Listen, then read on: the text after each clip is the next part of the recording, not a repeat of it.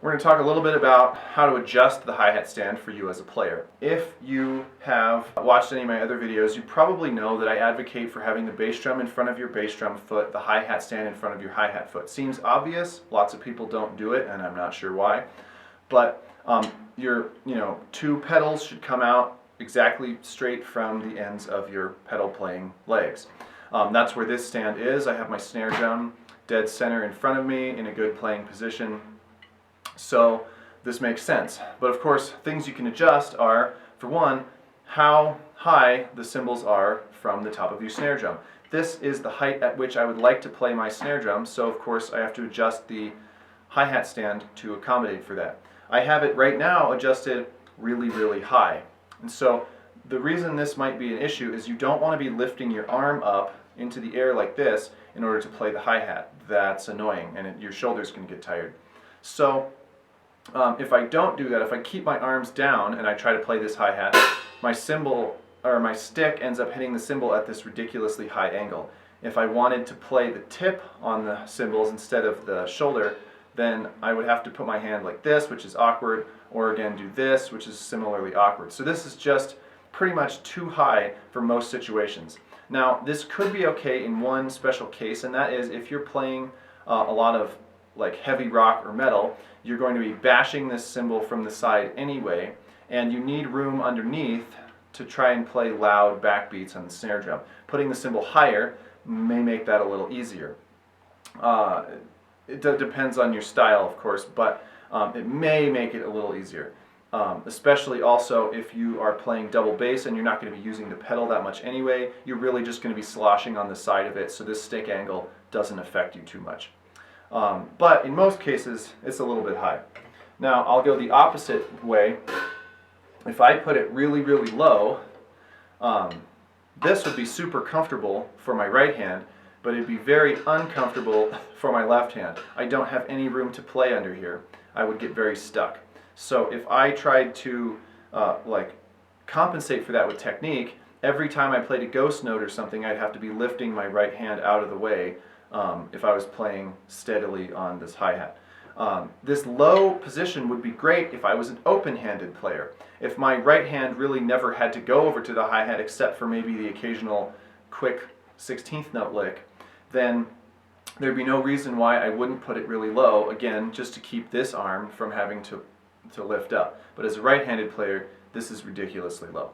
Now, a good reasonable setting would be one where your right arm coming over here would just naturally fall on the cymbal. You could play with the tip of your stick, you could play with the shoulder. You don't have to go too far from parallel with this part of your arm, and you definitely don't have to raise your arm up to get there. You also give yourself a little bit of space underneath to play some ghost notes or some rhythms that aren't necessarily the same as what your hi-hat hand is playing, and it's not going to bother you too much. So this would be a good setting. This is, I don't know, maybe 5-6 inches above the height of your snare drum. Next thing we can talk about is how wide to make the cymbals. So of course, to fix that, you have this wing nut at the top of your clutch, and basically what you want to do is step on the pedal the amount that you would like it to go down, and then set your wing nut, and then the cymbals automatically open up. So you don't have to open this and lift and twist and oh that's wrong and do that. That's too hard actually. You step on the pedal and then you twist and then you let the pedal go, and suddenly you get the amount of motion that your foot kind of wanted in the first place. So if you are primarily going to be using the hi-hat to keep time, say you're a jazz drummer or something of the sort, you would open the cymbals up wide enough where they probably don't even touch. There's space all the way around so that you can get a nice big motion to play the chick sound with.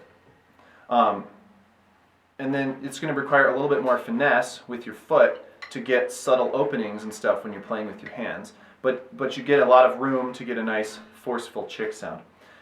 If you play double bass and you're not even going to use your foot on here very often, sometimes it's good to put it to where they're touching most of the time, most of the way around. There's a gap back here in the back, but you can see the front edge is actually still touching. If I hit it, I get quite a bit of slosh. And that's if your foot isn't on there, you don't want this cymbal to be up freely like a crash. You kind of want it, some jingle, so you keep it really low. You can still play normal beats and stuff on here, but it is geared towards not having your foot on it at all. Now you can put it too close together. If the cymbals actually won't open up, and you almost don't get that open sound at all, then they're too close. And of course, that's the best chick sound I can get. It's super weak. That would be too close. If you have them too far, if you just crank the pedal down and then tighten this, and there's like, you know, a fist's worth of gap in there or more, it's really awkward to even get that down. You're going to be moving too far, and you're going to be killing yourself. You won't be able to play fast. You won't be able to play subtly or with, you know, finesse. And really, the spring gets harder and harder to push down the farther you go, so you're going to make it more difficult. You're going to want to loosen the spring tension, which maybe it's already at its loose setting, maybe your stand doesn't actually loosen. That's just really inconvenient.